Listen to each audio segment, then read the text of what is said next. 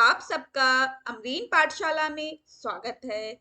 आपकी अपनी हिंदी टीचर आज यूजीसी नेट हिंदी जो साहित्य की तैयारी कर रहे हैं, नेट जेआरएफ 2024 के लिए, चाहे जून सेशन हो चाहे दिसंबर, आगे जो ये रचनाएं लगी रहेंगी उसके बारे में टॉप 5 यूनिट्स जो हैं, जो इजी भी हैं, जो आप कर सकते हैं, यहाँ से आप जितने भी पूरे के पूरे नंबर बना सकते हैं वो बताऊंगी, जिससे आप इनका तो अच्छे से रिवीजन अच्छे से कर पाए, जिससे एक भी नंबर आपका कम ना हो पाए, एक भी क्वेश्चन आपका यहाँ से गलत ना हो, रॉन्ग ना हो। तो हिंदी साहित्य की टारगेट हम कैसे सेट कर सकते हैं वही बता रही हूँ। सबसे पहले ये 5 यूनिट आपको पहले करना ही है, बाकी जो यूनिट्स आप कर रहे हैं उसका रिवीजन करते रहेंगे, उसके शॉर्ट नोट्स बनाएंगे, हर चीज के आपको शॉर्ट नोट्स पता होना चाहिए। तो चलिए 5 यूनिट्स कौन कौन से हैं वो बता देती हूँ। सबसे पहले आ जाता है यूनिट 1। तो यूनिट 1 बहुत इजी है, इसमें ज्यादा नहीं आते, 5 से 6 क्वेश्चन आते हैं। वही आपके 5 से 6 क्वेश्चन आपको बैठेंगे, तो 5 या 6 क्वेश्चन आपको यहाँ देखने को मिल जाते हैं। तो 5 से 6 को, एक तो देवनागरी लिपि, तो इसके अध्यक्ष वगैरह कौन रहे, कब स्टार्ट हुई है, कितनी बैठकें हुई, कौन कौन किस राज्य में बैठक हुई, इस हिसाब से आप इस देवनागरी की लिपि के बारे में पढ़ लेंगे। एक नंबर यहाँ से पक्का आता है।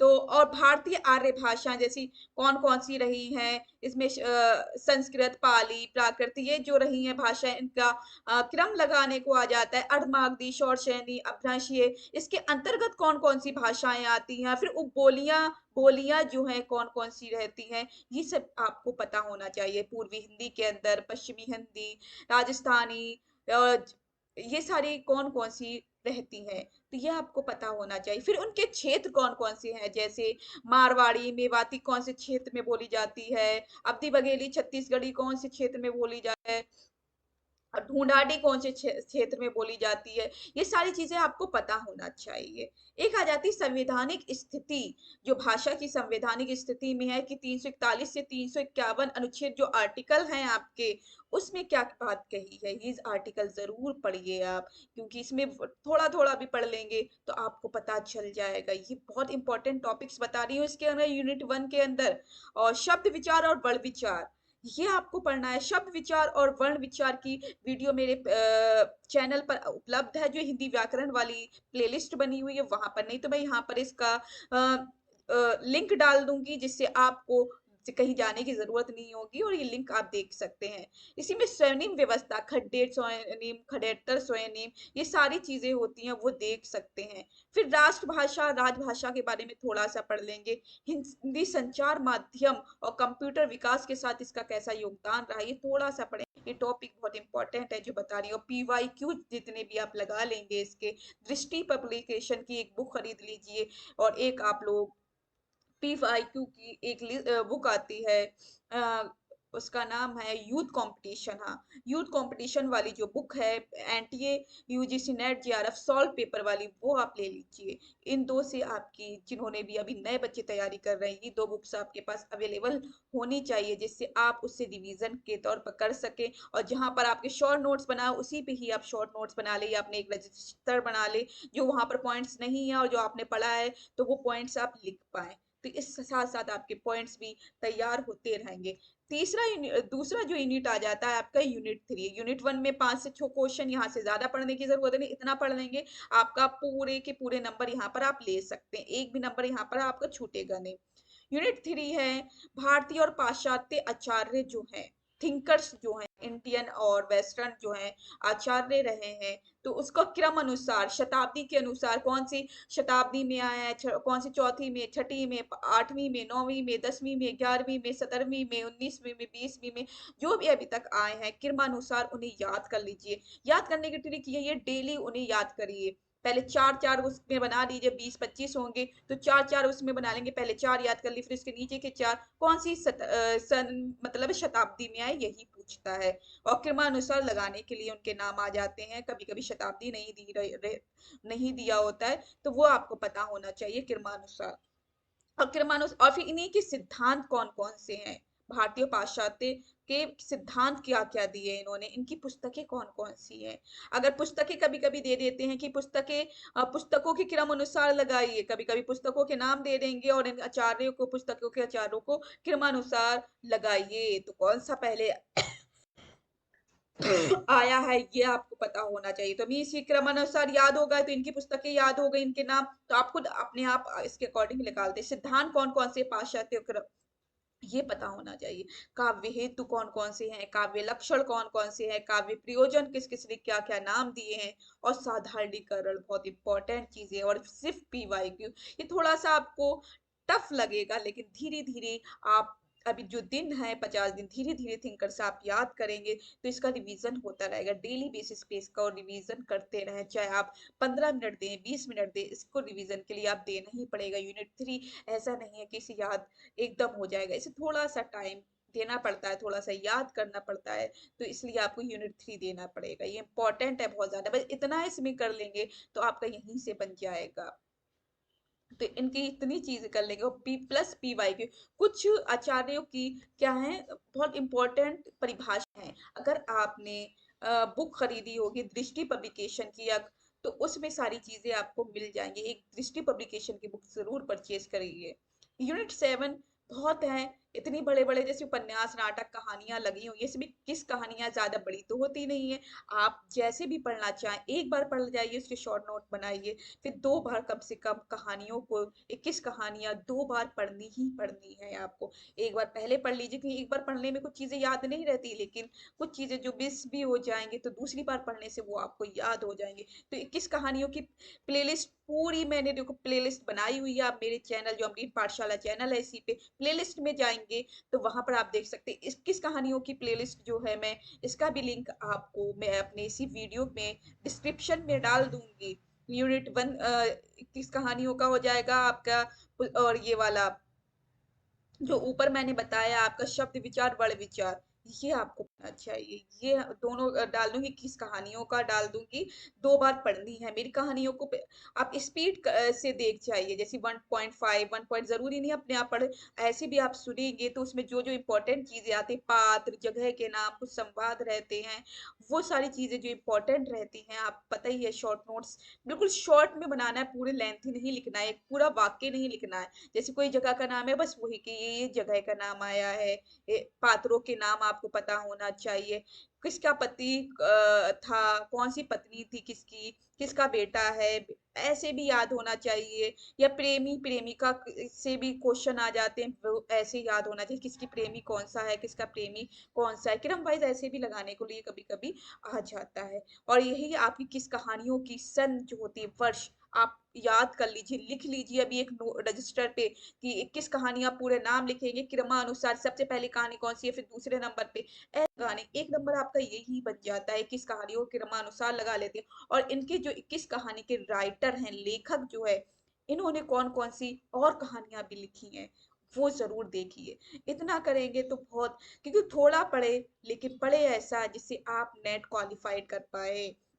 इतना भी करेंगे बहुत होगा। 21 कहानियां, इनके लेखक कौन है उसे क्रमानुसार लगा लेंगे, 21 कहानियों के लेखकों को भी वहीं के वहीं लिख लीजिए। और 21 कहानियां आप लिख लेंगे क्रमानुसार, ये आपको पता हो जाएगा कौन से सन में प्रकाशित हुई है, इस तरह से। और उन राइटर्स की कौन कौन सी कहानियां हैं, वो जरूर लिख लीजिए, ये भी आपको पता होना चाहिए। तो ये पॉइंट हो गया, यूनिट 7 आपका रेडी हो रहा है। ये इसी तरह से आ जाता है यूनिट 8, जिसमें 14 नाटक हैं। 14 नाटक लगे हुए हैं, लेकिन उपन्यास पढ़ना बहुत ज्यादा डिफिकल्ट है, क्योंकि इतना अभी तक आपके पास टाइम नहीं है। लेकिन नाटक 14 हैं। अप्रैल मंथ हमारा चल रहा है, आपके पास जून में एग्जाम है, आप कर सकते हैं। नाटक की सीरीज मैंने स्टार्ट कर दी है, हमारे तीसरा नाटक अभी चल रहा है। इससे पहले आगरा बाजार, द्रोणाचार्य हो चुका है। अब मैंने तीसरा नाटक जो है आधे अधूरे वो पढ़ा रही हूँ, आप जाके देख सकते। इसके बाद सारे नाटक जितना भी पॉसिबल है, मैं पूरे 14 के 14 नाटक आपको, 14 नहीं हुए तो 12 13 10 11 जितने भी हो सकता है पॉसिबल वहां कराने की कोशिश करूंगी। पूरे के पूरे बाकी जो नहीं हो पाए उसका रिवीजन क्लास मैं मई में स्टार्ट करूंगी। जो आपका 21 कहानियों की नाटक निबंध जो शॉर्ट नोट्स रहेंगे, जितना भी रहेगा रिवीजन के तौर पर, वहां कराने की कोशिश कर दूंगी उन नाटक को। तो आप मेरे चैनल को सब्सक्राइब कर लीजिए, जिससे जो भी वीडियो अपलोड हो तुरंत आपको मिल जाए और मेरी वीडियो आप देख पाए। और अपने साथियों को भी शेयर करिए, जिससे वो इस वीडियो का फायदा भी उठा पाए, मेरी प्लेलिस्ट का फायदा उठा पाए जो मैंने पढ़ाया है। तो 14 नाटक हो गए, तो 14 नाटक आपको पढ़ना ही पढ़ना है। क्योंकि इतने बड़े नाटक नहीं है। आप नाटक कर सकते हैं, अगर खुद से सेल्फ स्टडी चाहे तो कर सकते हैं। और जहां मैंने सेल्फ स्टडी से क्या होता है, कुछ पॉइंट्स हमें पता नहीं चल पाते, तो एक बार जो टीचर पढ़ा रहा होता है, जो कुछ सामने वाला पढ़ाता है, मैं आपके लिए टीचर ना होकर एक सहयोगी मान सकते हो आप मुझे, जो आपका मैं सहयोग कर रही हूँ, तो आप इस तरह से आप कर सकते हैं। तो मेरे साथ जुड़ के 14 नाटक की प्लेलिस्ट जरूर देखिए। तो अभी तीसरा नाटक चल रहा है, तीसरा नाटक भी एक दो दिन में पूरा हो जाएगा, फिर इसके बाद आगे के जो नाटक हैं, 11 नाटक और बचे होंगे, वो बता देंगे। 1 मिनट साथी हूँ। हाँ, 1 मिनट 1 मिनट। हाँ बस।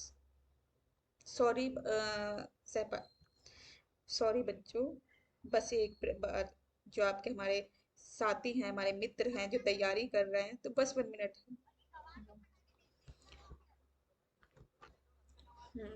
सॉरी, बेटी परेशान कर देती है, आपको पता है मुझे अब, मैं भी आपके साथ अपनी तैयारी ही कर रही हूँ। ऐसा नहीं है कि मेरा नेट जेआरएफ पिछली बार एक आध नंबर से रह गया था, ऐसा नहीं है। कि मैं आपको जो चीज़ें मुझ में कमी लगी है, जहाँ मुझसे हुई है, मैं वो चीज़ बताने की कोशिश कर रही हूँ। तो आशा है कि मेरा इस बार ज़रूर क्लियर हो जाए। तो ये बताने की कोशिश कर रही हूँ, आपको लगेगा मैं आपके साथ मैं इतना करती हूँ कि मैं मुझे अपना घर में भी वक्त देना होता है, बेटी को भी संभालना पड़ता है, खुद भी पढ़ रही हूँ, वीडियो इसलिए बना रही हूँ जिससे मैं आप लोगों को भी वो चीज़ें बता पाऊँ। तो आप लोगों का बस वही चाहती हूँ, जो बच्चे नए तैयारी कर रहे हैं, जिन्हें कोई प्रॉब्लम है, जो दूसरे भाई इंस्टीट्यूट से जुड़े हुए हैं, वो तो जुड़े रहेंगे, जिनके पास पैसे की कमी है, वो उन लोगों को भी कुछ फायदा हो जाए और मेरी वीडियो वीडियो देख के वो लाभ उठा पाए, बस उनके लिए थोड़ी मदद मिल सकती है। मुझे पता है कहाँ कमी हो सकती है, इसलिए मैं ये वीडियो बना रही हूँ। तो ये चीज़ें पढ़ेंगे तो बहुत हेल्पफुल रहेंगी, क्योंकि मैंने ये चीज़ देखी है। मेरा फर्स्ट अटेम्प्ट था तो उसमें 2 नंबर से रह गया। तो 2 क्वेश्चन गलत थे मेरे, हाँ। तो 2 क्वेश्चन गलत होने से मेरा रहता।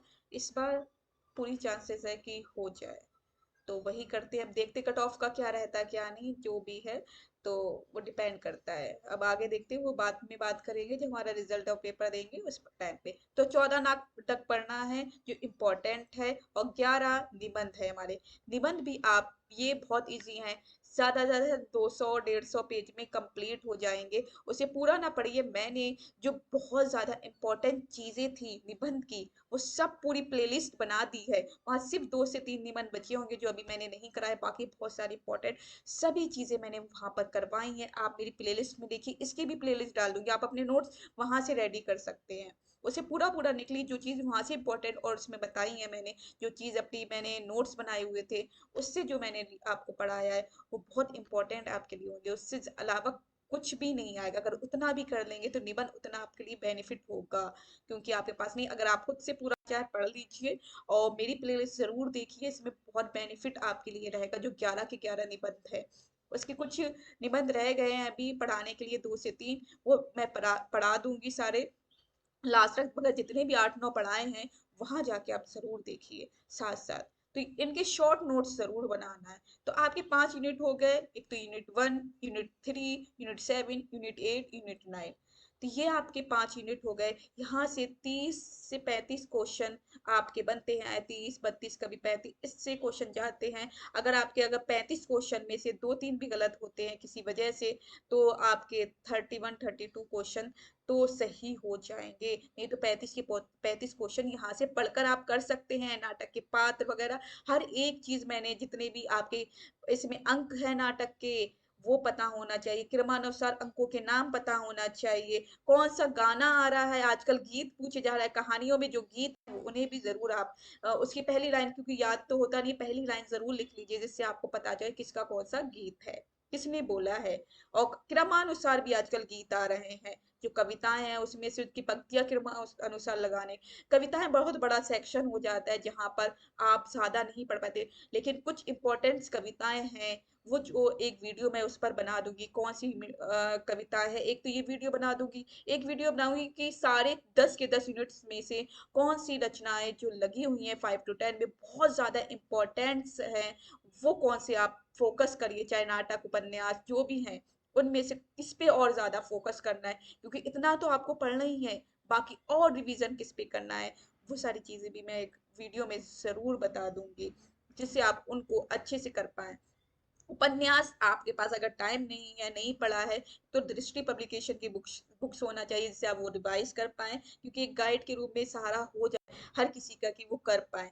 और प्लस आपके पास मैंने उपन्यास की एक शॉर्ट वीडियो बनाई हुई है, अगर आपको पसंद आती है आप उसे जरूर देखिए। मैंने सारे उपन्यास जो हैं उसकी समीक्षा के रूप में वो बनाई हुई है, तो आपके लिए वो हेल्पफुल रहेगा। छोटी छोटी है, 10 से 15 मिनट ऐसे ऐसे हैं, वो आप जाके जरूर देख लीजिए, क्योंकि वो हेल्पफुल होने वाली है आपके लिए, क्योंकि बहुत अच्छे से मैंने आपको वहाँ समझाया हुआ है। और इसके अलावा भी कुछ संवाद वगैरह है, तो दृष्टि पब्लिकेशन की बुक्स आपके लिए बहुत बेनिफिट साबित होगी। अगर आप यूनिट 3 भी वहां से करते हैं, अगर और कोई बुक्स है आप उससे कर सकते हैं, लेकिन यूनिट 3 के लिए आप बहुत ज्यादा।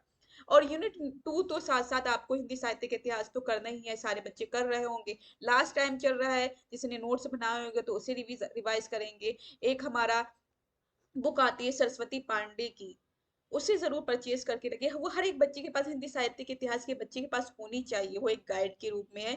जो हमारा चैप्टर शुक्ल का इतिहास है, उसको एक गाइड के रूप में तैयार किया गया था, शॉर्ट नोट्स के रूप में, तो उसका भी रिवीजन आप कर सकते हैं। तो हिंदी साहित्य के इतिहास की मैंने एक प्लेलिस्ट बनाई हुई है, उसी गाइड से मैंने पढ़ाया हुआ भी है। तो पूरी पढ़ाई हुई है, कौन सी चीजें इंपॉर्टेंट है, वो प्ले लिस्ट आप जरूर देखिए। हिंदी साहित्य अगर वो भी देखते हैं तो बेनिफिट आपके लिए रहेगी। बाकी क्या चीजें इंपॉर्टेंट है, कुछ चीजें मैं आपको रिवीजन क्लासेस स्टार्ट कर दूंगी मई से, जिससे आपका भी रिवीजन हो सके। और साथ साथ मेरा भी तो रिवीजन हो ही रहा, साथ साथ आपको भी मैं लेके चलना चाहती हूँ, इसलिए मेरे चैनल पर जुड़ लीजिए।